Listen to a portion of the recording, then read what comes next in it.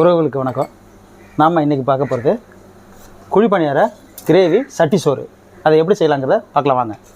எண்ணெயை ஊற்றிக்கலாம்.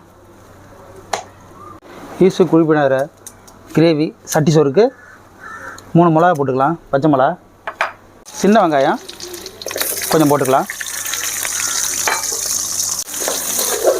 சின்ன வெங்காயத்தை நல்லா வதக்கிக்கலாம். தனி மிளகாத்தூள் 1 ஸ்பூன் போட்டுக்கலாம்.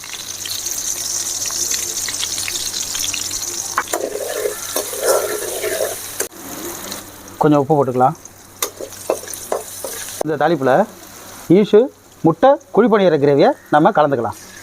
இதோட லிங்க்கு நான் கொடுத்துருக்கேன். இப்போ இந்த சாதத்தை இதில் கொட்டிக்கலாம். 1 கப்பு சாதம்.